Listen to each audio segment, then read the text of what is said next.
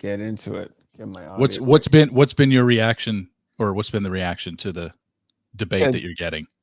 To the more interesting well, I mean, my reaction, I think people are all over the place, really. We'll we're live now, so we're gonna have our audience come in. You know, let's do this. Let's just chat for a few minutes, and then I'll do a proper introduction because it takes people a few minutes for the stream to populate. So anyhow, for those that are here, we are just gonna sort of wait a second or two to get everyone on the same page.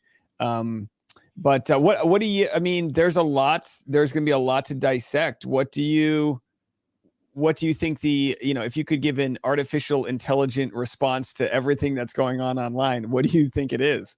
Of the Devin stuff, or what are we talking about? Yeah. Devin? The Devin stuff. Yeah, I thought we were talking about debate last night. I mean, look, I have no problem with Devin defending himself. He obviously was getting attacked from every which way, so I figured he was going to speak out. However, this platform that he took and what he decided to show, I think, was the wrong attack or the wrong way to go about it. And so, of course, he has every right to defend himself. I just think he didn't do it in a good way. I thought he'd go on Nick's podcast, and when he revealed what he did yesterday, it just didn't make a lot of sense to me because, and I brought this up on my podcast today because somebody brought it up to my attention. Like, well, how can you say that it was okay for Blake Horstmann to release private text conversations between him and Kaylin, and this isn't fine? I said, well, there's a major difference. Blake Horstmann's texts that he revealed were refuting specific allegations made against him. It was like, this was what was said about me on the show. This is what I was being accused of. Here, these texts prove I was not accused of this. What Devin did was totally different. Devin just ran 100 texts across the screen like it was his background wallpaper. Yeah, he said, it's just like, said, hey, here's the info. Look at everybody. Look at what he used to talk about. And it's just like, huh? If he would have said, okay, Jen said this, here's a text to refute this. Jen said this, here's a text to refute this. I wouldn't have had a problem with that, but that's not what he did. So yeah, no, that's a great point. Let's do this. Let's dive in. We have 300 people, and we'll keep going. I've got Steve tagged in the title, so make sure to follow Reality Steve across his Instagram and also on his YouTube and every podcast and everything else. All right, ladies and gentlemen, welcome to the live stream reaction to the Bachelorette Jenn's ex-fiance Devin releasing the nuclear codes. He really just laid it all out there. I'm joined by Spoiler King Reality Steve here, and we're going to discuss the fallout. We've decided to not share the text messages. I'm sure they're out there. People can go find them, but they were kind of not with both parties' consent. And I think just listening to what Devin has to say will be enough for us to sift through. Did you walk me through what's going on in the Reality Steve empire when you get probably 1,000 text messages from people going, oh my gosh, this happened? Do you just drop your cat and run to the computer? Like what happens yesterday at 4 p.m.? Yeah, the first thing I saw was it with my own eyes because I follow Devin. I had not gotten a text or a message yet. I saw it and I watched it. I started watching it, but before I started watching the video, I didn't look at how long the video was. I was just like, okay, let's see how. I saw Devin posted a video. I started watching it because it was on his feed. I started watching it, but then I double clipped the screen so you could see the time bar at the bottom because it was going for about 3 or 4 minutes. I'm like, wait, how long is this? And then I saw at the end it was 13 minutes. I'm like, oh geez. But then I started getting stuff sent to me. People were sending it to me. I watched the full thing and then I reposted it on my Instagram story and said Devin has spoken, but he didn't address any of the accusations that people seem to want to know about him. Were there any other women involved? What about the girl in New York 2 weeks after the final rose? Why did you break up with Jen? There's still none of that was addressed. And that's why I said that was my other problem with what he did yesterday. He didn't address the things that we wanted to know. All he wanted to show us was like, hey, look, Jen and I were cool at times during our relationship. But when there was no dates and no timestamps of everything, and certain parts of the text conversation were blacked out. That seems like we were getting a narrative that he only wanted us to see things that made him look good. And I had an issue with that. Yeah. So walk me through the feeling of reading this text. This will be the only text I'm going to share. It says, walk me through reading this text. So you're not sleeping, you're reading Reality Steve. That is awesome. Devin Strader reads Reality Steve before he goes to bed. How about that? Like, I mean, it makes two of us, Steve. I mean, what do you want, you know? Yeah. I mean, yeah, man, you and Devin and probably others read Reality Steve before bed. But it's funny because if you scroll down on that text a little bit, you see it. Can you scroll down on that one, or that's all you got? Oh, there it is. So then it says Monday, July 1st. Well, her first episode didn't air until Monday, July 8th. So this is a week before this show even aired. And look, I put out the spoiler that Devin was engaged to Jenn on May 31st on my birthday. So we were a month in before she sent that, or before she said. So he had been, I guess, rating me for a month. I don't think he had just turned me on. And I'm assuming that text was sent July 1st, even though the text after it said July 1st. Maybe it was before.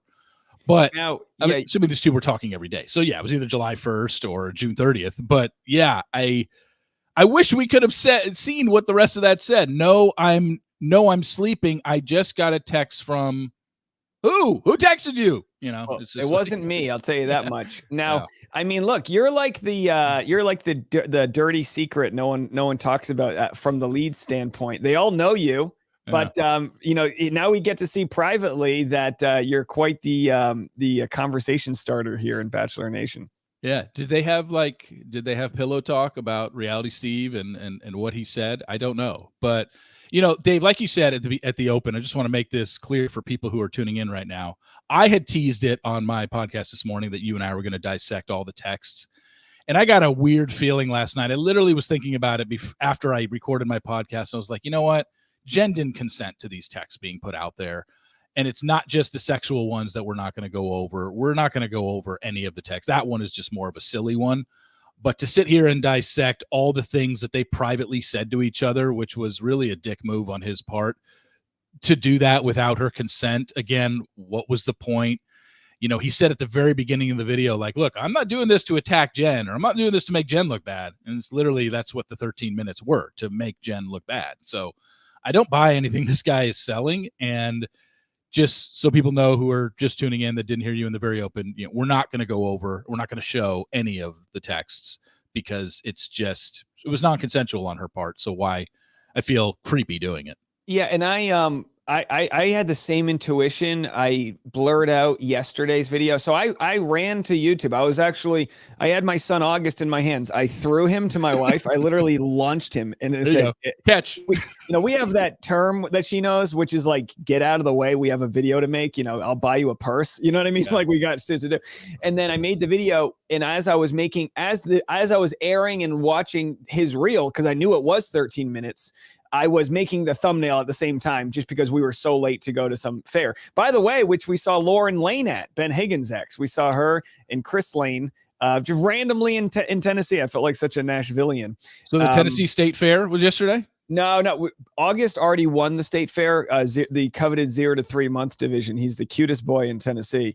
No questions about it. He did poop his pants before. He still won with a dirty diaper. Put it that way. Yeah. No, this was just a local, street market or whatever. Oh, okay. Where they rip you off with $12 lemonades. But we did it.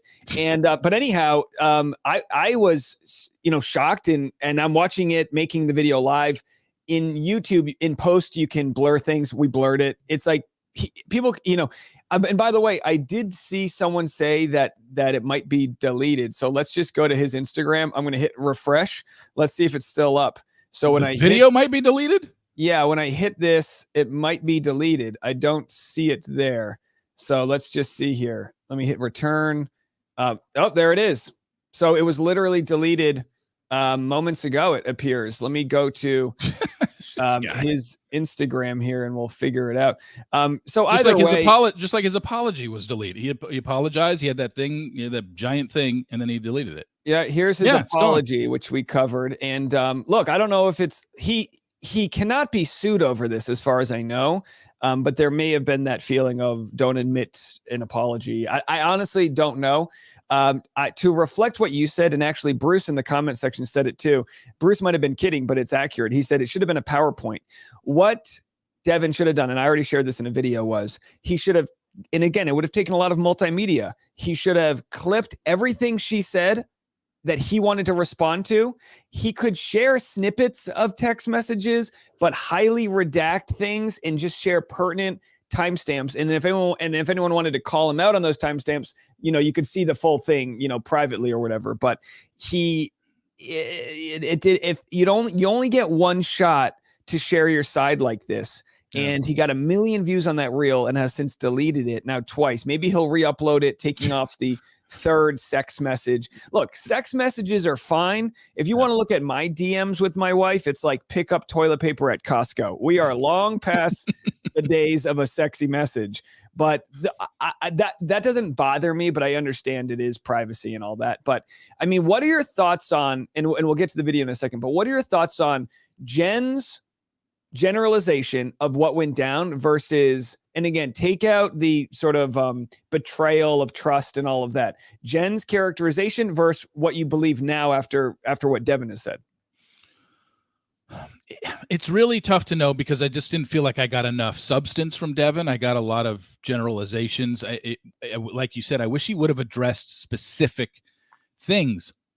It seemed like his video yesterday was just to say, look, we had texts back and forth in the 3 months that we were together where she was clearly into me and I was telling her, I love you back. Like, okay. I never got the impression that they weren't together for 3 months. She just said she felt like he had checked out the second the cameras went off. And we didn't see any texts between them that I'm sure happened where he was the one being a dick to her. Like, I've got to believe that those exist. But he, like I said, the texts that he chose to show were only the ones that there was plenty of things blacked out, which is why the sexual text being in there, it's like, look, you took the time to go through these texts and black out stuff you didn't want us to see, but you left that in 3 times.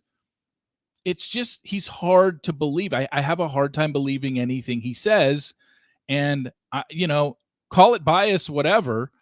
I just tend to believe what Jenn said because it lines up with what I was told for 3 months about this guy. This guy isn't like, no, Steve, he's a great guy and he was 1000% into Jenn and he wanted to make it work. No, I was told from the very beginning, this guy knows nothing about the show. He had never even watched the show before.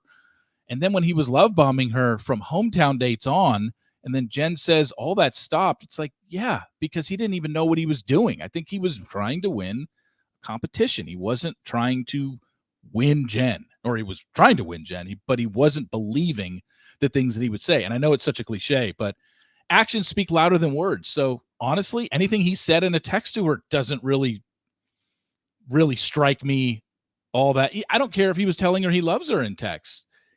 It's actions. You can say all you want, but it's just words. You're in a relationship. You've been in a relationship with your wife for, I think, over 10 years now. It's like, after a while, just saying things, it's okay for the woman to question you. And it seemed like that's what Jenn was doing sometimes in those text messages that we did read. It was just like, but I don't know if I believe you. And he's trying to present it to us like, look, I was telling her and she wouldn't believe me. God, she's driving me crazy. I can't do anything right. But what were you doing action wise to show her that you really believe that you were in love with her? It seems like he was doing nothing.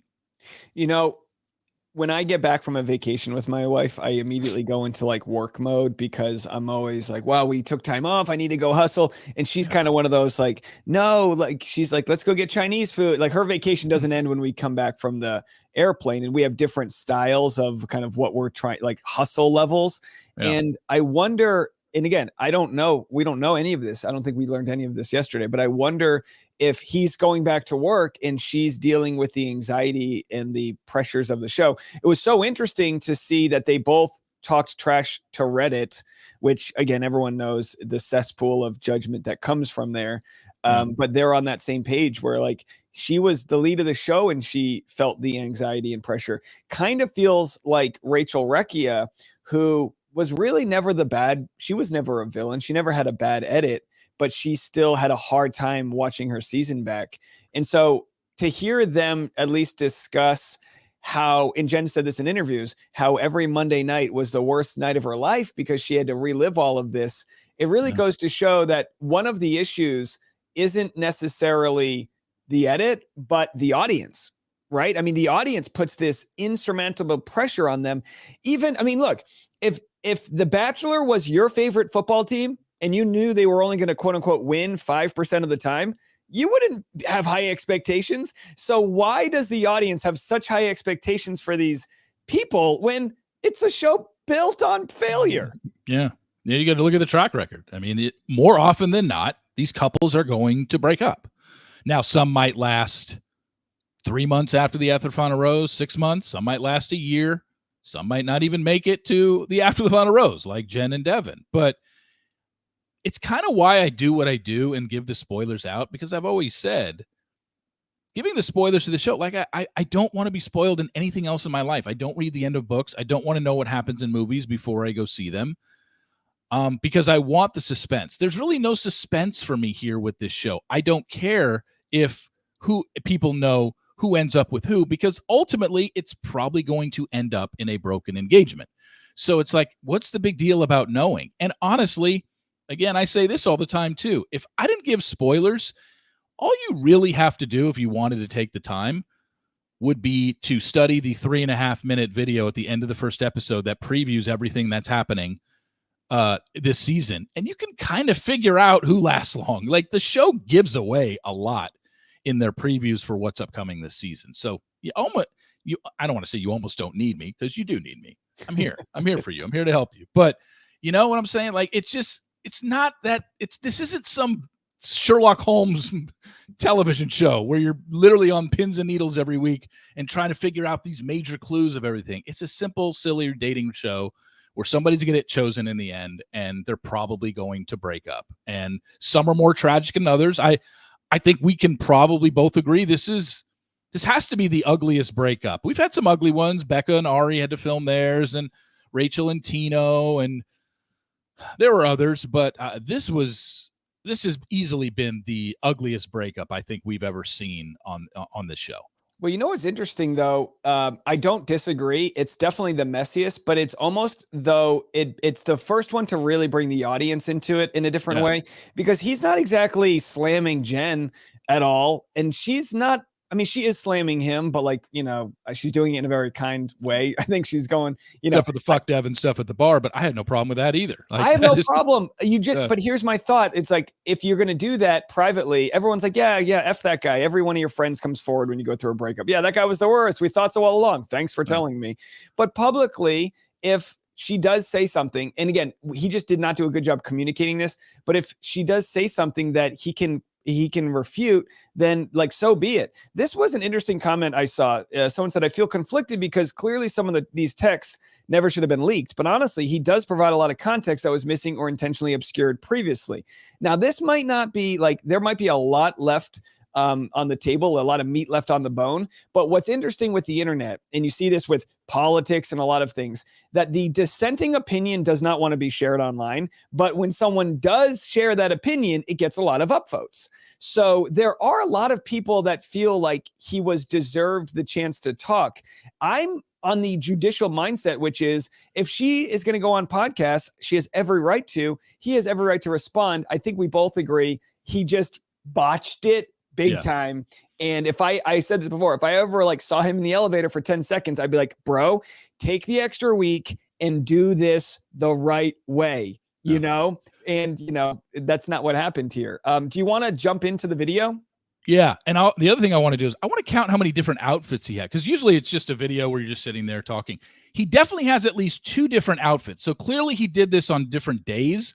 So this wasn't just thrown together last minute, yet he still botched it. So black shirt here. Okay, this is one, but he was his Reality Steve merchandise shirt was in the wash. Yeah, where was that? All right, just tell me, just interject at any moment and I'll pause.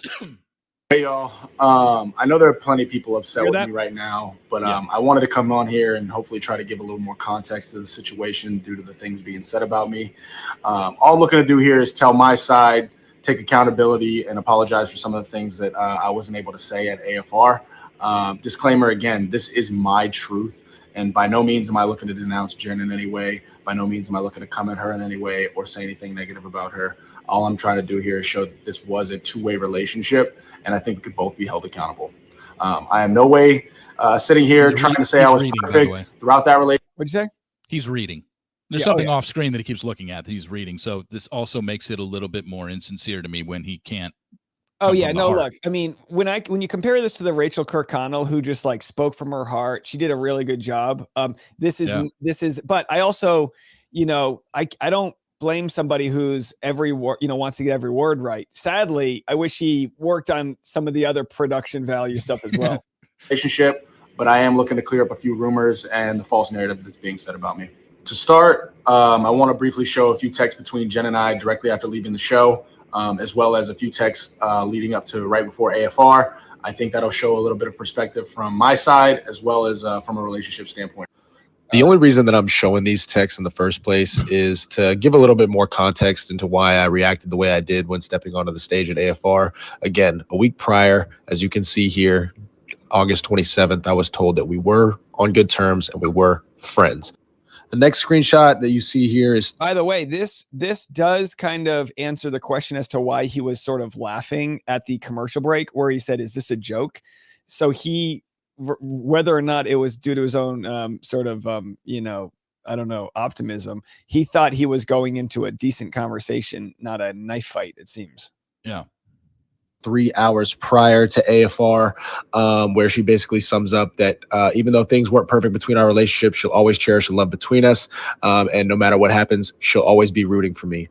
She specifically says, no matter how things play out on TV. Another big thing that I wanted to address was that I broke up with Jen over a 15-minute phone call.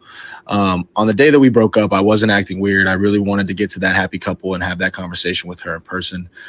The rest of this really just shows the text the morning of our breakup and subsequently the fallout that happens afterwards. As you can see, there are multiple different occasions where I do say that I really want to meet up in person to say this. She basically forces this out of me. She says that I call her, which was not the case, at which point I did feel the need that I owed her that conversation. I did try to meet up with her. I did try to go to the happy couple, and she did not let me. I'll say this. If you're going to break up with somebody, you can't. It's almost like if you're going to get fired, you can't, if you're going to fire someone, you can't let them know they're about to be fired. Do you know what I mean? So like by saying we need to talk, you're kind of like, of course, like there's who in their right mind would want to wait a day or two? It's like, all right, tell me what you want to say. Yeah. So it's almost like, should we get mad at the breakup over the phone if he said, look, I want to see you in person, but she knew what he was going to say in person. She's like, well, you just say it now. And then if it ends up being the breakup, then it's just like, okay, so I don't know. I'm conflicted about that. I'm not hung up on the phone breakup. Like this to me is like a neutral dating thing. I'm not like one side scorned to the other. That's where I stand right now from what we see. If we are like, like, I don't know, calling shots. It's to me, I'm like indifferent based on the information as to whether he's at fault versus her. If you're going to break up with someone, it's like, and not to make it political, but it's like when they pulled out of Afghanistan, it's like, okay, well, yeah, it was a disaster. What did you expect? You know what I mean? It's a breakup. I mean, maybe that's a really terrible analogy, or maybe it's a spot on one, but it's like, show me all the clean breakups you know about. This would have been, but also the producers, they're probably kicking themselves because they could have easily filmed this. This could have been, here's what's interesting to me. Ari was a villain. He left, he took the ring off of Becca Kufrin, but it all was on camera. So it was almost resolved right away. You know what I mean? Yeah. Would this have played out better if they filmed the breakup at Happy Couple? I mean, we've seen it before, and, it always made for interesting TV. I also think it would have been handled a little bit differently because, what we saw was live on stage. It was their reaction. They hadn't seen each other. It was just bizarre. I want to get back to one point that you just made. I can't wait to see the Reddit headline tomorrow that says Dave Neal compares Jen and Devin breakup to Afghanistan. It's coming. It's I think it's a fair comparison. It's like war, and you know how Reddit reacts. I don't read it anymore. If it's got my name in the title, I have a strict policy. Take my phone away. Saying that she didn't deserve to go if it was just going to be a breakup. So I didn't really know what else to do. She kind of forced my hand. All right, so he shares a bunch of text messages. This is only going to be a glimpse. This isn't going to be every single text that Jen and I have ever seen. What is the point? He's just ripping through. It's like, what are you showing this for? Like, if I had a question for Devin after all this, this whole scene right here where you're just like, hey, this is just showing us talk. It's like, why? What was the point? What is it proving? We knew you guys were together at least until August 1st. So I expected you to have text conversations. I expected there to be explicit text conversations for two people that were still dating and were having a long distance relationship. So you kind of got to need that little, sexual frustration that I can't see you and I can't wait to see you stuff. Like we've kind of all been there. And I think most of us have, but what was the point of that? Not you and I. I mean, we do enjoy going to Vegas, but my heart is full. I don't say I yearn for you in my text until we see each other again. I get it. No, I mean, look, if I was a teacher, I'd say, Devin, just redo. This isn't an F. This is a redo. And I think he should redo it. It's just not going to hit as hard if he redoes it the right way. And that was the whole thing. It's like, it was just a bad rollout. Sent to each other every single conversation that her and I have had. But I think it's important to highlight the highs and the lows of our inner workings of what went on in between our relationship and while we were together. There's a lot of false narratives being pushed about that right now. And there's a lot of false statements being given out. So I'm really here to set the record straight. And hopefully I can do that by providing a little bit of clarity into the day-to-day lives that Jen and I experienced while we were together. The highs, the lows, the good, the bad. But really the effort and the love that I had for this woman, because I know that's getting confused by a lot of people based off of Jen saying that I pulled away immediately after Hawaii. But I actually only ever pulled away and started becoming distant post-breakup. And not just right after our breakup. We're talking about almost the end of the month breakup. And I was trying to move on with my life. As hard as that is to say, I needed that for my own happiness. Again, a relationship is two people. Two people are involved. And this wasn't August 6th when I did that. This was closer to the end of the month. And I only did that because it felt like I was leading her on. I felt guilty because in her mind, it felt like she was holding on to something that wasn't there for me. And I had been honest with her in person about where my heart stood at the last happy couple at the end of July, where we met up in person, talked all night about this. I wanted to also address Jen's false claims that I was immediately pulling away from the relationship as soon as we left Hawaii. I'm going to be showing you guys disclaimer. He kind of prosecutes the same point twice here. Yeah. Look, anything he does post breakup, I don't care about. Could it be bad optics? Yes, but if they're both single and he wants to go, to Amsterdam and whatever the hell he wants to do, that's on him. I personally don't care about that, as bad as it looks, like catching him with an ex or whatever. Find me somebody who doesn't rebound after a breakup. People deal with it differently. The best way to get over someone is to get under. So whatever. Everyone's different. I don't care about that. That's what Haktua girl said. No, did she? I mean, there you go. Yeah. Before the Haktua line, that was one of the things that was part of her video that's made her now a podcast where she's probably making 10 times more than both of us combined. I know. And you know what? I'm all for it. That's the US, baby. We're all one good line away from making it. We're also one line away from being canceled. Yeah. So yeah, as Devin's like, you're telling me. So yeah, it's just, again, more examples where he's just missing the mark. But I'm going to be showing you guys the phone calls from the day after our breakup, August 5th, and every phone call there afterwards leading up to AFR. Our last phone conversation was actually just under 2 weeks prior to stepping out on that stage on the 3rd of September. These are the missed calls from Jen the night that we broke up that coincide with the text from the earlier portion of this video. Afterwards, we did have multiple different conversations regarding the breakup, as you see. At no point did I ever leave her in the dark, and I was very open and honest about everything that I stood for. Now, I like these receipts because it's guiltless. It's nothing personal, but it does show that they did communicate. You know what I mean? One of her big things was, he left me and then he wouldn't answer my calls. Does this show that there's a little bit more to the story than what she was saying? I mean, I'm seeing the dates kind of spread out here, like one call on August 15th, for 34 minutes. Okay, then what was the next? Like I said, it just seems like he's picking and choosing things here of what, and then a 32-minute call the next day and a 1-minute call the next day. Well, it's certainly not, he never called me back. This is not a ghosting scenario at the very least. You know, folks that have defended him have said, look, he's a business owner. He's got this, he's got that. Look, I don't think, you know, even the president can respond to a text. I always say this, like we all have to go to the bathroom. We all have the chance to respond to a text. But you know, he does show that there were phone calls made. She did flat out lie. I don't blame her. She lied in an interview.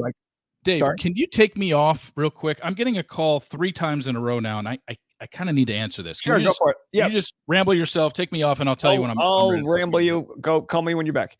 All right, there he is. Reality Steve, folks. He's getting breaking information. We'll have to see what it is live on the channel here. Well, does he know something we don't? Oh, I love it. I can see him on the phone right now. He looks like my agent. He looks like he's doing my taxes right now. He's just He's got a calculator, folks. He's holding a calculator. All right, I'll read your super chats. We only have one of them. It is our good pal Chris said, we love a public live. Take my money. For sure we will. We will be live on Patreon right after this, patreon.com/Dave Neal. And look, folks, I always say vote with your dollar, vote with your support. If you enjoy reality, Steve and I covering this, make sure to give him a follow him on YouTube. You know what I mean? I've been, some people have that scarcity mindset where they want to hold on to what they have. Steve's been very generous to me as a friend, talking shop. He's introduced me to advertisers. He's been a good guy, and I like to support my friends, and I wanted to help him grow his channel as much as possible. So he's got his YouTube channel where he's been posting, I think, his weekly interviews. So leave him a comment, hit the like button, all that jazz. Look, there aren't many incentives to cover this because the audience can be so toxic.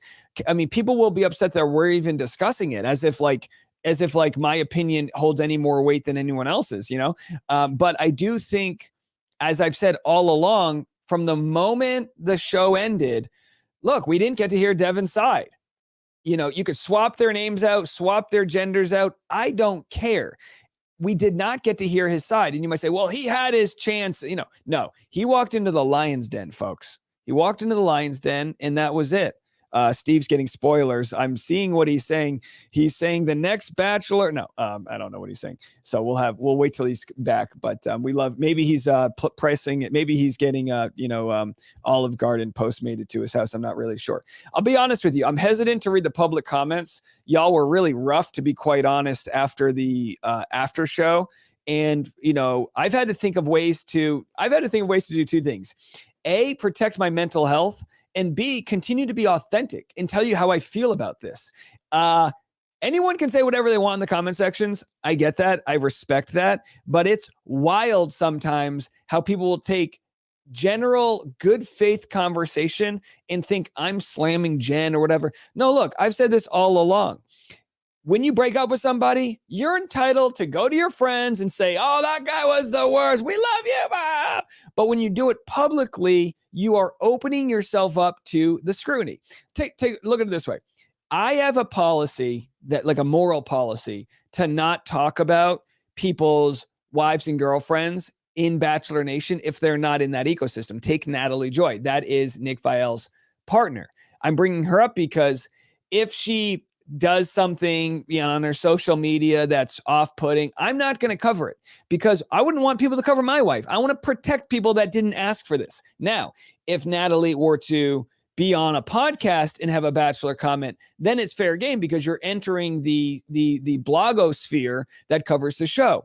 And that's kind of like where we're at. Like if you're going to be in this universe, we're going to talk about it. So for Jen to make comments that Devin believes aren't 100% true, or that he says, you know what, she says this, here's my receipt, you figure it out.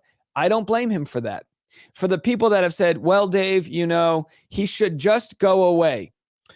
I would like to look you right in the eye and say, what would you do in this situation if you felt like you were misunderstood? If you felt like, you could own up to problems that you had, but there were other things that you just weren't guilty of. If you're guilty of one thing, like he admits to following Maria, if you're guilty of that, that doesn't mean that all the other things you are guilty of. And sometimes you look at a situation like this and you go, did Jen fly too close to the sun with some of her commentary? Tessa says, thanks for being objective and authentic, Dave. Natasha said, but he made her believe that he was a super loved boy and very supportive, so he lied to her. She picked him because he was safe and he wasn't. Well, Natasha, your opinion is welcomed, but that is a wild assumption of we don't know. So he's saying, I loved her. She's saying he pulled away. He could have felt as though she was demanding too much of him and he couldn't live up to that. You know, you have to remember, she goes on the show. She gets paid a lot of money. He goes on the show and he doesn't get anything out of it. He has to go back to work, right? So I don't know what his work entails, but I can imagine when you do go back to work and back to your real life. I mean, everyone's been on vacation where you fall in love with someone, right? Everyone's been on vacation where you're getting free daiquiris. You know, I remember one time back when I was a young whippersnapper. And I remember, oh, by the way, Reality Steve just made a big facial gesture. Oh my gosh, what could that be? I have no idea, folks, what that could be, but Reality Steve just did that. He just did this in the background. So I kind of feel like, oh boy, either Olive Garden just announced that they're shutting down. Maybe they don't have, maybe they're no longer doing unlimited breadsticks. I don't know what it could be. But I do tell people this. There's a book called The Courage to Be Disliked. And it's like, I have to stand by my thoughts and opinions on things. People can decide, oh, I'm the worst. I have the worst take possible. But I encourage people to re-listen to what I've said, watch this play out, and realize if her truth is here and his truth is here, I don't know if the truth is 50 right in the center or if it's closer to her or closer to him, but I guarantee you it is not everything she has said so far. That's it. That's what it comes down to. So, yeah, Steve's clearly the, it turns out they're, you know what? We have a breaking news. We have Courtney Robertson here, everybody, as we wait Hi. for How are you? I'm good. Sorry, I'm in the man cave, and man, I've been following along, and Devin really fumbled the ball on the apology. So to use a football reference here, we've got one of the greatest villains of all time, if not the best looking villain of all time. And I hate to use the V word here because you're so likable in real life. How does it, coming from the villain standpoint, you did not, your season, was there any thought about getting your truth out there? Like what would you have done differently if you were Devin here? Here's the thing. I'm playing devil's advocate because I have been in his shoes. I've reached out to him. I've reached out to Sam M. And here's the thing. You come off the show, you get no media training. I know in some of the text messages, Jen said I have media training. But when you're a contestant on the show, you're kind of thrust into this. And I don't know. I mean, you have to figure out like what's the best way to do it. And it's really hard to defend yourself when you're coming off a show and everybody just saw this whole thing play out the way that they wanted it to. So I feel for him. I really do. I think the apology could have been better, but I did read through everything. And I wanted to say that I think the show makes the leads do so much PR and so much promotion. And Jen was saying things like, I'm exhausted. And it puts a lot of strain on the relationship after, just this special engagement. Yeah, you know, I always tell people we don't have enough empathy here because no one knows what they go through. If anybody in Bachelor Nation knows what they go through, it's someone like you or Tino or somebody who doesn't feel like their full story was told. It's funny you say that because Tino messaged me the other day and he's off social media for his mental health and he's happy in a relationship. And he said, do you have Devin's number? It sounds like he didn't watch, but he's like, from what I'm hearing, it seems like that's exactly what happened to me. You know, I had Tino on the podcast. You've met him. Great guy. So happy for him. He's in a happy relationship. But he told me stuff offline that I can put myself in Devin's shoes. When you're in that hot seat, it's really hard. I mean, I could have read receipts from Ben to like, I wrote a book about it. Here's the thing. And then I put it all in the book. But you want to defend yourself, but you also don't want to come off like an asshat because you can't really blame the edit. It's this like fine dance. Like you want to like scream your truth from the rooftops, but unfortunately, the way it played out, it doesn't seem like he has a leg to stand on, and his like he needs help. He needs some help with media. I messaged him, I'm like, phone a friend. Like I can help you navigate through some of this stuff. Yeah, like Steve and I were saying, it was a failed launch of his first chance to speak.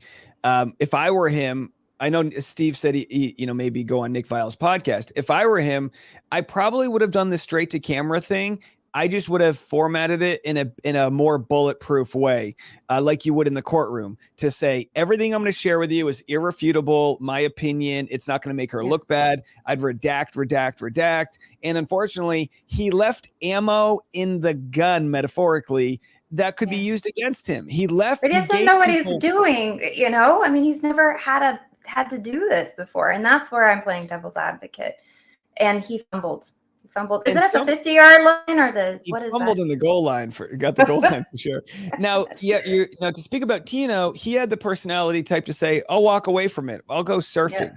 Not everyone does that. In today's world, people, like, you can try to avoid the nasty stuff online, but people send it to you. Sometimes good friends will send it to you thinking, oh, did you see what they're talking about you? You cannot avoid it sometimes. And it's, just had my good friend Matt Felker on, and during that time he was like texting me, not knowing it would hurt my feelings, like, Courtney, everybody's saying this about you or that about you. I'm like, stop sending me this isn't helping. I'm drowning here. Like, and you do get depressed, and that's why I want to tell people, like you said, to have empathy, because I was severely depressed.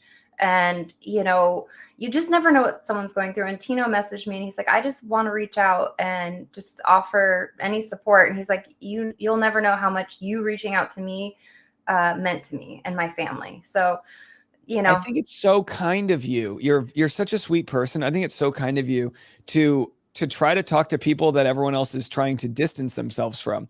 Now, because I don't have a horse in the race. Like, if they want to come on my podcast, that's fine. But like, it's also truly to help, because I was drowning and I didn't really, like, even my friends, like you said, like, people calling, and it's just a really dark place to be. And he could have handled it better. And by the way, I have my Raciest Rose here award I got on them, and I want to offer this to Jen, because first of all, can we talk about the sexting? I'm wearing something a little bit more flirty today. She inspired me. I'm like, I was sexting, right? Sorry to switch, but I'm like, I'm trying to text Umberto at work today. Wow, Courtney's ready to have another baby, it looks like. She's been inspired. But no, I mean, he shared some things that clearly he didn't know was in there. Like you said, he could have, woulda, shoulda. He should go. I don't know if he'll go on Nick's podcast. He's trashed him. That's the other thing, is he's clearly reading reality, Steve. He knows what people are saying about him. Like, would I have talked to Trista Sutter after my season? Hell no. She trashed me. Hi, Steve. Good morning. Hey. Sunshine. Boy, that the man here. Do you want me to leave? No. I was so we were watching I was watching Reality Steve from backstage here, and it looked like Olive Garden was getting canceled or something. What was the commotion? Oh yeah, my bank calling me 3 times in a row to tell me fraud alert. Somebody was ringing up $500 at Best Buy, $2,000 somewhere else. And did you add someone to your Zelle account by the name of so and so? No. Well, someone logged into your banking account this morning and tried to purchase. Did you approve these transactions? No. I'm like, Jesus. So now I have to get a new bank card sent out to me. Somebody was basically running my stuff in Georgia. And they're like, are you in Georgia right now? No, I'm in the middle of a podcast with Dave Neal. Damn it. It could have been Devin for all we know. Maybe he was committing fraud. I don't know if you heard. Yeah, I don't know if you heard Courtney here, but no one knows more. Reality Steve, you've also been in the firing lane. You've had to deal with a lot of public scrutiny. Courtney, was it worse? Is it worse now? So you've got a nice little sort of sample size here. You were really on the spotlight as a very sort of debatable person, not in real life, but as far as the show's edit goes. Is it worse now as a content creator dealing with the vitriol that exists now, or back then? Back then, oh, hands down. And all this stuff gets washed out to sea. It really does. And then it's like, I always joked about, like, I hate to say it, but like Whitney Houston died. I was on the cover of Us Weekly paparazzi following me for months. Steve knows this. And Whitney Houston passed away. And then I was like, I finally got some relief from the tabloids. But you can't win them all. Like you have to, he needs to get some help. And like, I'd be happy to share my contacts. You know how I am. I'm much like you, Dave. Like I have people in media, like he needs almost to do like an interview where he can write out what he says. Like he needs some damage control. And that's what PR is for. And you know what? Jen has that. And if I had to guess, this is a new take as well. They're probably not letting him do any podcasts. I know contestants that have been in his shoes and the villain, they didn't let me do anything. So that's why I was like, I'm going to write a book when my contract's up. They're probably not letting him talk. They probably won't even let him talk to Nick Viall, to be quite honest with you. They're probably pissed at him. He did delete both of his Instagram reels. So yeah. Oh, I'm sure he got a cease and desist from Warner or somebody. I'm sure Jen hopped on the horn and was like, you know, it's defamation of character. And I could have probably sued for that when they showed my skinny dipping scene without the censors on. Well, I'm surprised that they showed her nip slip on after the final rose. We haven't even talked about that. You know, I never saw that. People saw that. I didn't catch it. Yeah. But, you know, not to make it a whole legal thing, but it's not defamation if it's real. It might be a violation of his contract in a different way. We don't know what that is. But that's a good point. I mean, Rachel Kirkconnell, I was begging her to, like, come out and talk in the show. Whether they silence certain people. They silence you, whether they have a right to or not. They're for sure trying to tell you, we will mess your day up if you know, like. Oh, he's probably had a really sleepless night, a really bad night last night. And also Jen, she's probably giving him the business as well. But yeah, I mean, not to like yard sale too much, but these are just my thoughts because I know I asked for certain things and they shot everything down for me. I had no platform. I finally got Twitter, but by then it was too late. Like I was like, okay, well, I'm going to write a book about it. And they didn't like that either. Well, you know, one of the other things just to jump in here is the fact that Jen's on Dancing with the Stars right now. Like she's having to deal with this. I'm sure she was in rehearsals all day and she's got a whole PR team though that, you know. Yeah, anytime that she had to take a break in rehearsals yesterday, I guarantee she was on her phones like, what's the latest? What did he say? What did somebody just send me? I feel bad for her because you want to concentrate on what you're doing right now. I understand that he's not going to take that in consideration when he puts out his statement. Like we said, he has every right to defend himself. We think he just went about it the wrong way. Just wasn't the right thing to do. And now that he's deleted it twice, it's like, okay. Well, it's already out there. Yeah, it's already out there. But for legal purposes, I'm sure that they said you have to take it down, you know. Courtney, what's your thoughts on the people that say no one wants to hear from him, he shouldn't speak, just go away? What's your thoughts on silence versus him, even if he did it the wrong way, trying to share his truth? You know, I know you touched on this earlier about it, or Steve, you did. I listened to your podcast this morning about being similar to Laura Owens. And, you know, I love my true crime. And this isn't a crime, but I think that there are two sides to every story. Playing devil's advocate, I just think he needs a better approach. And I would love to hear the full story. You know, I think it's easy to jump on and pile on, but there's more to the story. You said Tino, he just went surfing and he was like, this is not good for my mental health. And everybody deals with things differently. I don't think he has the ego that's just going to sit back and take it. I think that I think he needs to share his side of the story. And I did read through the text and I did see him making an effort. Again, Steve, I don't know if you heard this. I feel like they like work these people, like the leads, like in the PR after the show. I think that affects the relationship too. It affected Ben and I's. He was going to these events and showing up at, you know, bachelorette parties. And, you know, she's saying like, I am so exhausted. I haven't eaten in a day and all that stuff. I think that was more interesting for me, just because I lived that with Ben being exhausted and doing all this promotion. I think the show needs to give these people a little bit of a break to work on the relationship. And I think that affects a lot of the relationships. Now she's on Dancing with the Stars. So even if it were to work out, I think that would have crushed it. Yeah. That's just my hot take. That's just my hot take. Dancing with the Stars, even though this is not an opportune time, I think you couldn't be doing anything better. Like it's so good for her. Mm-hmm. She can just go work it's a good example. And, you know, we've seen these problems with Caitlin Bristow where people can't get off their phone and feel the need. And we all feel that way. You know, I woke up to change the baby's diaper at 3 a.m. yesterday and there was a subreddit thread about me and I didn't need to see that. And I didn't click on it, but I was like, I should be sleeping right now. And there's a whole group of people online that hate that I'm trying to figure this thing out. And you just have to, like, some people are better at saying, hey, what you think of me is none of my business. And then there's a lot of people pleasers out there. I don't know which Devin falls into, but he did mention that he was sort of like introverted, but I'm guessing from the outside looking in, it's an anxious avoidant where he pushed away as much as possible. And someone like Jen, who might be codependent, pushes towards someone who's pulling away. And it's that vicious cat, mouse chase that happens. And she's a little racy. Here's my raciest rose for her. I mean, I'm inspired. I mean, I think that you saw that come out. What you're saying, if I'm hearing you correctly, is it came out in like a sexual way. But I don't want to don't shoot the messenger. I'm just Courtney. Right when I rejoined, were you saying that you sent Umberto a sext today? No, I was telling you, I think I've been doing it wrong all these years. No, my texts to him are like, do you want to meet in the bunk bed later? Like, I want to like step up my game. I'm wearing my elevated loungewear right now. Like, she can use it to empower people too. I mean, it's entertainment, I guess. It was entertaining. We were on a group text. I'm like, my jaw was on the floor. What about you, Dave? I was sexting all wrong all these years, apparently. I said it to Dave, and Dave said it earlier. Like,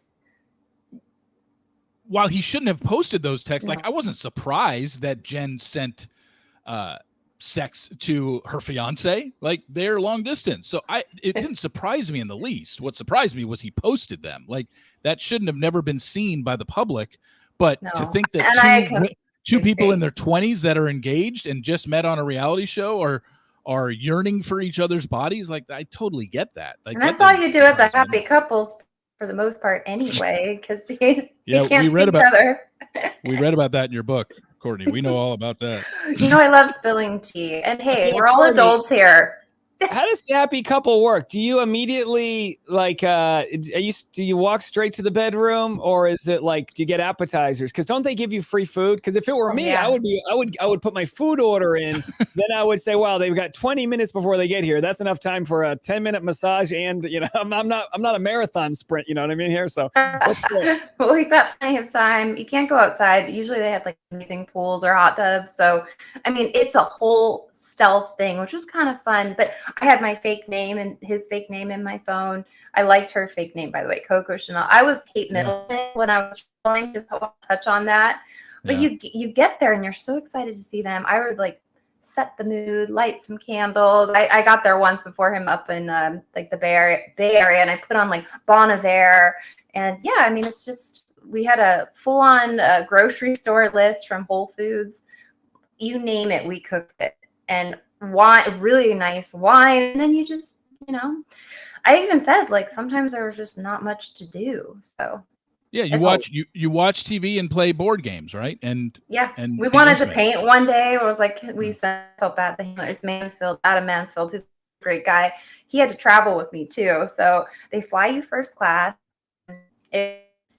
That is, like, I would say, like, hopefully that they utilize that, because that's like the best time, the happiest time we ever were in the relationship, I would say, before reality really slapped us in the face. Look, and I've addressed this ad nauseum. I just feel like these relationships don't work out in some ways because the fairy tale that was created on the show can't be lived up to. Find me. Right. I met my wife on a bus. Okay. Meet people in a low expectation place, and then you can work your way up to a studio apartment. Finally, we got a 3-bedroom. You know what I mean? Like, we meet on a sticky floor of a bar somewhere. Don't meet in Hawaii. You can't follow Hawaii. Now, we are at an hour and we're only a third of the way through this video. Should we bail on the video? I mean, everyone can watch it. It already exists online. Do you have any? Does he say anything? Should we play the last few seconds? Like, is there anything? Yeah, but fast forward to like the last 2 or 3 minutes. Sorry about that. Okay, let's play the last 2 minutes of it. And, we don't have to share, because there is a lot of redundancy here. Like I said, it just was not done. Very confused by. Here we go. Here's the last 3 minutes. In regards to this whole clubbing with Jeremy thing, as I said before, I was in New York City on business to meet up with a client. Jeremy and I had been in contact post-show to hang out. We had scheduled to meet up while we were there, and that was that. I also have friends in the city that I've known for a long time. Some of them I even went to college with. So I really don't think that's prevalent, but, you know, I'm just going to go ahead and, you know, release that information as well. So again, it wasn't a week after our breakup either. It was a week prior to AFR. I really just want to clear the timeline on that because, again, as I said on stage, I felt like everything was kind of being condensed down to a certain point, and that's not true. Yeah, being on the show and rewatching the episodes back is something that most people, probably a lot of people, will not and can never understand. I had to clearly watch myself play second to someone else, and that's okay. You know, we moved on from that. I wasn't her first choice. But again, a relationship is two people, and that's part of growing together. You know, I don't fault her for the feelings that she had towards Marcus, but, you know, I wasn't informed of that even during our relationship. I was only made aware of that during the decision of me communicating less post breakup, after a breakup, almost a month later, you know? So that's hard to go through. And, you know, at that point in time, I felt like my decisions were reaffirmed in breaking up with her in the first place. You know, I felt like I had made the right choice. So yeah, maybe I was a little. Okay. So the point that he's making here is, I played second fiddle to Marcus or whatever. But the problem was the final rose ceremony was May 16th. They obviously dated from May 16th until August 1st. The episode where he's claiming, like, you know, I don't know, wherever he wants to claim, hometowns, overnights, that was all after they broke up. So he can't say that, oh, I saw you being close to Marcus and I saw you saying all this stuff to Marcus, that's why I was pulling away. No. Because those episodes aired in August. You guys were already broken up in August. So yeah, that's like just a confirmation. Yeah, exactly. Yeah, the timeline there isn't adding up. If he's using I was watching the Marcus episodes and all of a sudden, no, I'm seeing this for the first time. Wait a second, I'm taking second fiddle. I never thought he was taught when I watched the show that Jen was more into Marcus than she was into Devin. Him saying that he took second fiddle to Marcus, I don't buy that for a second. She was into him the whole time. She defended him in the very beginning when the guys were turning on him. And now my camera went out. All right, we lost Steve's camera. We still got your audio. That's all we need. So Kris Jenner said this, and by the way, our maybe the guy who the guy who stole your bank accounts coming through your cameras. So Kris Jenner posted this, and Kris Jenner is a good friend of ours who covers the Laura Owens trial. She's really good with picking through things, and she said Jen is the one who literally tried breaking up with him first over text in June. He was hurt after that, and you can see it in the lack of heart emojis from that point on until the second time she did. And then she continues and says, after the second time she broke up with him over text, he was very hurt and stopped saying I love you as much, but still texted her daily. Now, listen, this is the thing that people haven't really pieced through because his text, he shared too much information, but this would be the type of thing to share, like, oh, you think I'm the bad one for breaking up with her? Here's where she first broke up with me. And then you could be very specifically sharing that. I think that would help the perspective. It does feel like when they fight, she breaks up with him, and it's kind of like that, we've all been in those relationships. I mean, to be quite honest, my wife's broken up with me probably 35 times. You know what I mean? And I go, sure, honey. Okay, I'll go cook some dinner. But some people, they push you away, they pull you away. It's toxic as hell. But 2024, we live in a toxic world. Steve, do you want me to add you back in? Let me just, I don't know if you want. Oh, yeah, you might as well. This is what a Where's morning. Stephanie? Jesus. Where's Stephanie Parker, by the way? She was going to hop in. Oh, was she? I thought so. Maybe not. Oh, yeah. I don't know. I didn't get a text from her. But anyhow, let's go. We're at the last. Let's play the last minute here. A bit more callous leading up to the last couple of weeks towards AFR, but it wasn't intentional. It wasn't, something that I felt like I was doing out of malice. It was just an important thing that I felt I needed, which was space. And as hard as moving on from a relationship is, that is a part of life. And I was trying to go through those avenues of life for myself and figure those things out for myself. Overall, I'm not trying to play the victim here. I really, really don't want that. I'm not having this video made intended for that. I'm just really here to try and explain my feelings and my side of the story, because again, my truth I feel is important in this situation too. The things that were said about our relationship were expressed and incredibly inaccurate. And I just wanted to do my best and felt it was best to speak on the circumstances of the situation. And to Jen, I really, really am sorry for the way things played out. My intentions were to never hurt you, and I'm sorry for that hurt that I've caused. It begs the question, right? If you love somebody enough, do you let that, do you stay quiet and take the hit? I don't know. I bet you have 100 people, if they were in this scenario, would try to get their truth out there. It just wasn't executed right. I mean, I don't know what else we can say about that. Steve, let's get him on the horn. I'm gonna have to go look for his number. Maybe we can cold call him soon. I gotta go, guys, because I gotta go get the baby. H has got to go to work. Thanks for having me, Dave. Courtney Robertson, she's got her casual. What did you call what you're wearing? Elevated lounge wear. From the elevated podcaster Courtney Robertson. Thank you. And I put it on today. Tasha knows what that's about. All right. Well, have a go and tell Umberto we said hi. I'll have to send him some extra Red Bulls for tonight. Bye, guys. All right, there it is. Courtney Robbins. She just closes her laptop. I love what a mom. She doesn't even sign out. She just shuts her computer. I think she's still there. Anyhow, Steve, anything, did we leave anything on the table, or did we get it all? Well, I missed about 10 minutes in the middle, but I think you probably covered it. Like I said, I said this on my podcast this morning. Am I on audio wise? Yeah, I can hear you. Okay.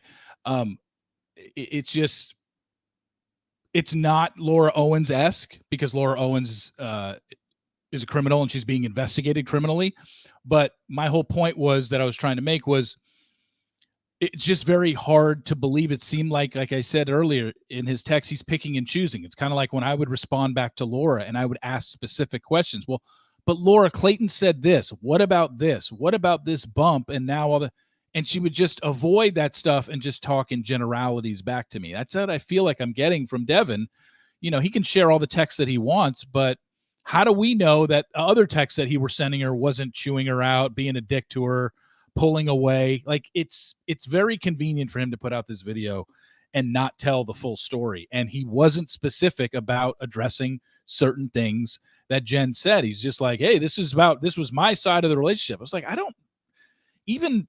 I just don't see how that was a fair assessment of his side of the relationship when he was blacking out things in those text messages. It's like, it's very hard to just be like, oh, gotcha, Devin. Perfect. Totally understand your side now. I'm just probably even more confused. And obviously there's stuff that we don't know. There is two sides. I just didn't think he presented his side very well. I hear you. And I think, to be quite honest, he's getting a lot of good free advice from Courtney, you, and myself.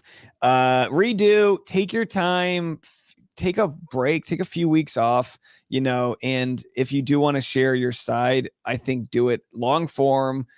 What else can you say? It was botched, and it's a cautionary tale for people moving forward. But like Courtney said, it's like, look, they're not media trained. He didn't know, what he was getting into. And by the way, for anyone out there who thinks they would have done better, like you're vastly underestimating the feelings of panic and sheer anxiety that come from having a whole internet hate you.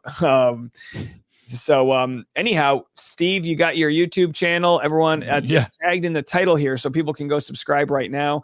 And any other things to promote? No, just other than my weekly podcast tomorrow. It'll be episode number 408 is going to be this video, even though for the last 15 minutes you don't even see me. The audio will be in your podcast feed tomorrow for episode 408. It will be this podcast. But what a morning. When Bank of America called me 3 times in a row, I was like, something must be going on. And somebody hacked into my account, added me in as one of my Zelle people. They're like, do you know this person? I'm like, no. They said, are you in Georgia right now? I said, no. They're like, well, we have a $499 charge at Best Buy. We have $1,500 at this place. I'm like, no. So now they have to send me out a new debit card. They're going to overnight it. And it's just like, great. And I just had a fraud alert last month. I just got a new debit card in August of 2029. Now I'm going to have a new one in September of 2029. It's just like, this is so frustrating. Well, last thoughts. How did it feel as a Swiftie hearing her big endorsement?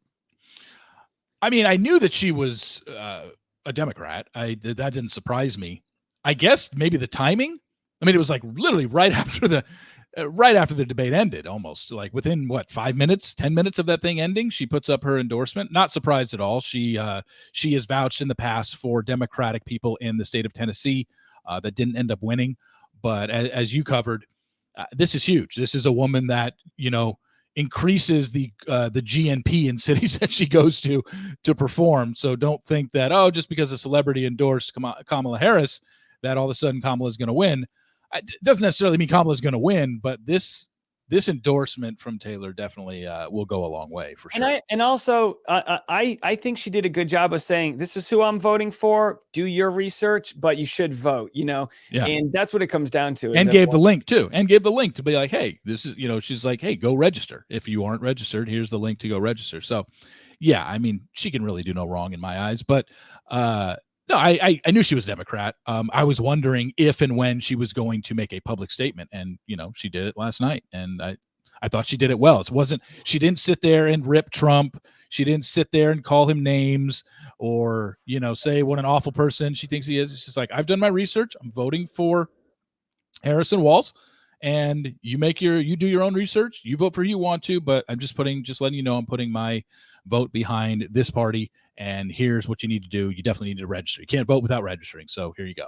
The last thing we hopefully will find out from her before she goes to bed, does she watch Reality Steve? I know. Yeah. Is she reading Reality Steve before she goes to bed? I saw an interview with Selena Gomez where Selena Gomez says her and Taylor talk about Vanderpump Rules with each other on text. Yes. See that? So if they're talking about Vanderpump Rules, are we really that far removed that they could possibly be talking about Reality Steve? And I will say this for Selena Gomez, when everything was going down at the end of Peter's season, I remember the day after Peter's finale, Selena Gomez was hanging out with Maddie Pruitt. So the fact that Reality Steve is in that, there's no way that Maddie Pruitt doesn't know who Reality Steve is. And who knows that maybe she was talking about Reality Steve with Selena Gomez, who then indirectly talked about Reality Steve with her best friend, Taylor Swift. This could be major. But I got to believe Taylor Swift has heard of the guy that spoils The Bachelor, The Bachelorette, Reality Steve. Imagine the podcast bump. Imagine checking your monetization the day after Taylor Swift endorses you. You're going to be buying us all. I'm going to be stealing $500 from your Bank of America. Give me your Zelle, Steve. You're rich. Well, dude, we'll talk. The private chats have been insane. And thanks again for joining me today. And everyone can go check Steve out, of course, at his daily podcast. And keep go. Any news on Grant before we go? Any new updates? No, I haven't heard anything. I know they start fairly soon. They usually start filming Bachelor between like September 19th through 20th, 21st, around that time. So we are maybe 7 to 10 days away from Grant starting filming his season. So I haven't heard anything yet. I haven't heard any contestants, but that should be coming soon because they usually release the contestants on Facebook about 3 days before filming starts. So keep it updated there. And by the way, I mean, what does this say? Like this culture from Bachelor Nation, the best person to benefit from this whole story is Caitlin Bristow. Last week, everyone wanted her throat. Now everyone forgets she exists. So it's the news cycle moves fast here, but that's why we're doing daily stuff. But thanks again, man, and I'll talk to you shortly. Thanks, man. Appreciate it. All right. Reality Steve, everybody. That was it. I'm going to go live on Patreon right now, patreon.com/Dave Neal. And I'll be giving you my behind the scenes thoughts over there. We have a thing called Work with Dave. You can work with me, literally just watch me get my stuff done. It's $5 a month, patreon.com/Dave Neal. You can also join for free if you want the free version, and you'll get updates as they come. It's kind of like a mailing list. It's my way to directly interact with you guys. We've hung out at 1,000 people in the chat all morning, so I appreciate all of you guys. You guys have been really great from what I saw. So I appreciate everyone hanging in there and trying to be kind. We need more of that. We can disagree about things, but let's keep bringing kindness to the world, kindness and grace. It will get us far, folks. Thanks again. And I'll be back this afternoon for the Rush Hour podcast. Link in the comment section if you want to listen to that free podcast, The Rush Hour with Dave Neal. We'll see you then. Bye, everybody.